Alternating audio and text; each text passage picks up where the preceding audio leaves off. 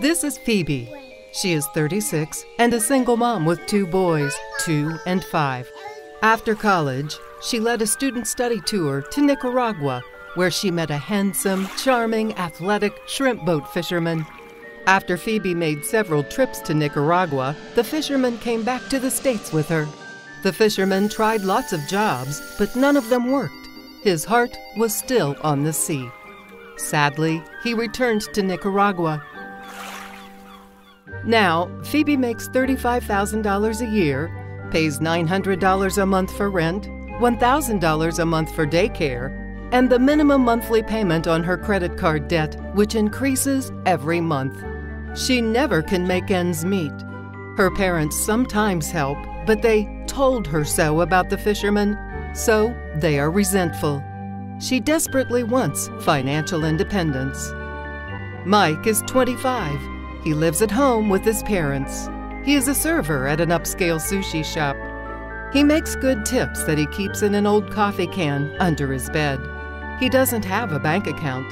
He uses prepaid Visa, mostly for online purchases of music and art supplies, and his one vice, lattes. Mike is really an artist. He was accepted at a prestigious art school, but he can't afford to go, and his parents can't help him. He fears he will be living in his parents' basement forever. Janet is 59. She was the publisher of a successful literary review during the 1980s and 90s. She was even Bookwoman of the Year. By 1995, she was exhausted from fundraising every year. To meet expenses, she took a real job with a scientific journal. In 2005, her husband had an accident.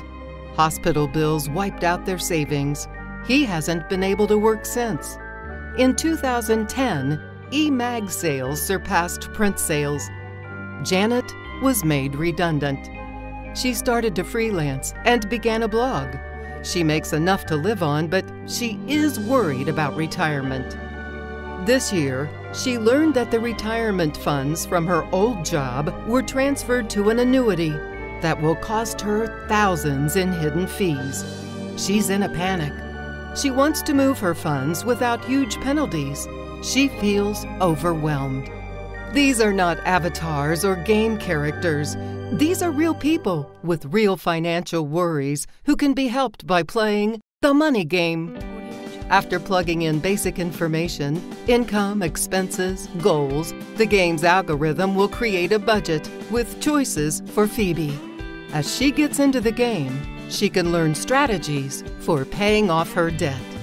As she makes a wish list, she can search for and connect with local, regional, and online businesses that will offer savings to TMG players through coupons or sales. As she shops, the game's advanced AI and heuristics give Phoebe instant feedback about her budget. The money game will give her real-time alternatives to guide her decision-making. Mike learns basic saving habits, the value of having a savings account, adding something to it every week. As he logs in his expenses, TMG will show him where to find money to save, some with delayed gratification. TMG will show how much he can save by buying fewer lattes per week or downloading fewer tunes. Because TMG's huge pool of players attracts retailers, it will offer Mike coupons for lattes, deals for art supplies, and as it learns his habits, other surprises and rewards. As his skills increase, he'll earn coins to help him advance levels. Because of his goal to go to graduate school, TMG will offer to connect Mike with an advisor who knows about millions of dollars in unused college grants and funds. He thinks he might be able to leave the basement. Janet can hook up with advisors who will help her with her investment problems and help shave her monthly expenses. As her level increases, she uses earned coins to unlock block purchases. All of these players are so happy with TMG, they told all their friends, which added coins to all their in-game accounts and added players. Social gamers invite friends to play. That's where the ROI happens. High numbers of potential players in need of financial education. According to the Financial Literacy Survey of 2014, 73%, 171.3 million adults in the U.S. say they could use financial help. 61% do not have or keep close track of a budget.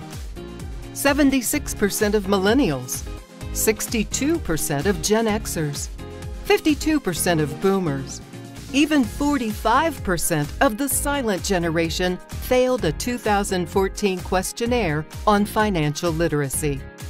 Women scored 11 to 25% below men of their generations. Women need financial education, but they do not seek it. They do, however, play online games. 55% of social gamers in the U.S. are women. The average social gamer is a 43-year-old woman. Every mechanism and layer of the money game is designed to accommodate seamless, unobtrusive advertising and sponsorship for monthly fees. Real-time anonymous data mining of players' spending habits, wishes, and goals, while safeguarding their personal information, will create an ever-increasing buyer's pool. By licensing our proprietary software, companies gain access to these valuable buyer's pools, along with rapid feedback and correction via social media. Thanks to visionary investors like you, TMG's award-winning design and development team will provide players from 8 to 80 with a fun, focused, engaging game that instructs, provides instant feedback, and empowers them to take charge of their financial futures. To build wealth for our investors while helping players acquire the financial skills to create wealth of their own. After all, a rising tide lifts all boats. JFK. It is impossible to overstate the value and potential benefits of the money game. There are literally millions of lives that can be positively impacted. We sincerely hope you decide to join with us to bring this potential to fruition.